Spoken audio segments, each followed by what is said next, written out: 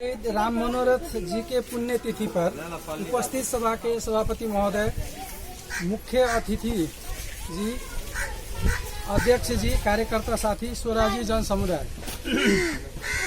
Corona संक्रमण के कारण अधिक संख्या में उपस्थित इस बार हम लोग नहीं हो सके। फिर भी राम मनोरथ जी का पुण्यतिथि पर आज मधेश के लोकतंत्र में बल और उपासना के सबसे बड़ा दिन, यादगार दिन है। जिस लक्ष्य पाने के लिए राम मनोरथ जी ने अपना शहादत दिया, मधेश स्वतंत्र गठबंधन को जो ऊंचाई मिली है, जनमत पार्टी का उदय हुआ, जनमत पार्टी सदा उनका ऋणी रहे। मैं उनको शहादत को प्रणाम करता हूं, भाव भरी श्रद्धांजलि व्यक्त करता हूं। साथियों, अब ये दूसरी दौर है, राजनीतिक, सामाजिक, वैयक्तिक, वैचारिक दौर, एक कठिन दौर है, ट्रांसपेरेंसी डेमोक्रेसी का दौर है। इसके बिना डेमोक्रेसी अधूरा रह जाता है। हमने आज़ादी की लड़ाई बहुत बार लड़ी, देश आज़ाद हुआ, मधेश की आज़ादी रह गई। इसलिए पुरानी आज़ादी असफल रही, अब नई आज़ादी की जरूरत है। जो मधेश की लड़ाई है, ऐसे मौके पर जनमत पार्टी के लोग दो भाग में दिखाई देने लगे। एक राजनीतिक विचार का समर्थक लोग, दूसरी पक्षधार लोग। ये दोनों का मिलन बिंदु ही पार्टी को मजबूती देगी। हमें उस तरफ भी आगे आना है।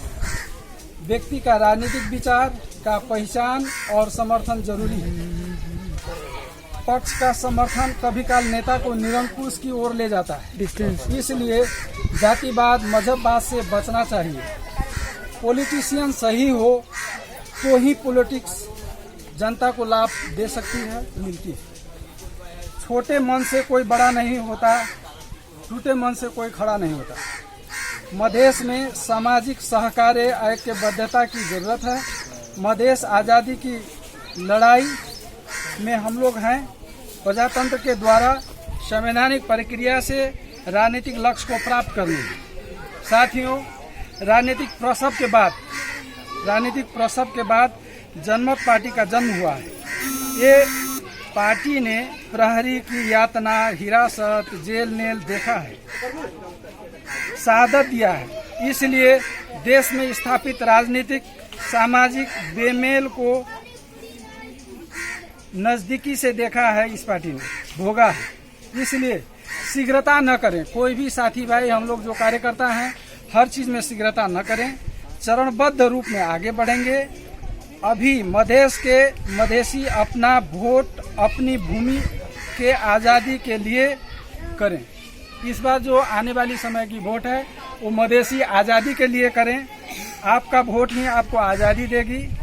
पद प्रतिष्ठा के लिए जनमत पार्टी का उदय नहीं हुआ है, इसको सब कार्यकर्ता को मनन करना जरूरी है। 1 करोड़ मधेशवासी से आग्रह है, अपना वोट जनमत को दें। यही शहीद का श्रद्धांजलि होगी। धन्यवाद। जय शहीद, जय जनमत, जय स्वराज। लॉकडाउन की समस्या को झेलते हुए और आप लोग लगभग कुछ दूरी बना करके उपस्थित हुए हैं, इसके लिए सबसे पहले मैं धन्यवाद देना चाहूँगा। और आज पार्टी या भाषण करने के लिए हम लोग इकट्ठा नहीं हुए हैं, फिर भी श्रद्धांजलि कार्यक्रम में आए हैं। फिर भी मैं कुछ जो है राम मनोहर जी के बारे में कुछ कहना चाहता हूँ। 2072 साल चैत 6 गते जब पहली बार हम लोग एक मीटिंग में बैठे थे, राम मनोहर यादव जी और हरपाल सिंह और इरफान जी, अब्दुल खान, हम 5 लोग बैठे। वहाँ पर जब 10 बजे का कार्यक्रम था, मगर बमुश्किल हम लोग उपस्थित कब तक हुए, 2 बजे तक हम लोगों को उपस्थित होने में लग गया 21 आदमी को। 2 बजे तक जब यानी हम लोग इकट्ठा हो पाए, उसके बाद में जब कार्यक्रम शुरू हुआ तो कार्यक्रम 3:30 बजे तक चला। और तब तक नेपाल सरकार का पुलिस यानी घुमुआ प्रहरी भी वहां आ गया और वो लगभग मैसेज करने लगा कि यहाँ पर डॉक्टर सीके रावत का कार्यक्रम चालू है। तो हम लोग भी देखे कि ये मैसेज कर रहा है, पुलिस बुला रहा है, और हमारे घर में शादी थी। तो राम मनोहर यादव जी ने एक काम बहुत अच्छा किया। हमसे क्या बोले ये कि सर आप निकल जाइए, आप चले जाइए, और हम लोग तो लगभग अरेस्ट होने वाले हैं, आपके घर में शादी है, आप चले जाइए। तो हम वहाँ से निकल गए। तो ये सबसे पहली नेकी जो राम मनोहर यादव जी ने किया, वहीं पे पहली मुलाकात में किया, और पहला मीटिंग भी वही था, और पहला गिरफ्तारी भी राम मनोहर जी का वही था। और गेट से बाहर जाने के बाद में हमने देखा कि पुलिस ने सबसे पहले हमको रोका, मगर हमको रोकने के बाद में पूछताछ करने लगा कि डॉक्टर सीके रावत का कार्यक्रम हो रहा है। तो हमने झूठ नहीं बोला, हमने कहा हाँ कार्यक्रम हो रहा है। अगर झूठ बोला भी जाए तो वहाँ जाने के बाद में तो पकड़ेगा तो पता चलेगा। तो हम बोले हाँ हो रहा है। तो बोला आप क्यों बाहर आ गए? हमने कहा हमारे घर में शादी है, हम जा रहे हैं शादी में। तो हम चले गए, मगर राम मनोहर यादव जी 21-22 लोग समेत यानी पहली बार गिरफ्तार हुए, और उसी गिरफ्तारी में बाकियों को छोड़कर इरफान अहमद शेख और हरपाल जी, राम मनोहर यादव, अब्दुल खान, 4 लोगों के ऊपर देशद्रोह का मुद्दा लगाकर काठमांडू भेज दिया।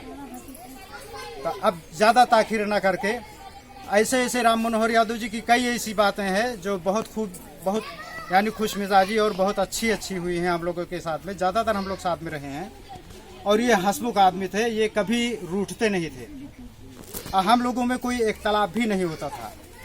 बस ज्यादा बात ना करके और अपनी बात को यहीं खत्म करते हैं, क्योंकि यहाँ भाषण करने के लिए हम लोग इकट्ठा ही नहीं हुए। धन्यवाद।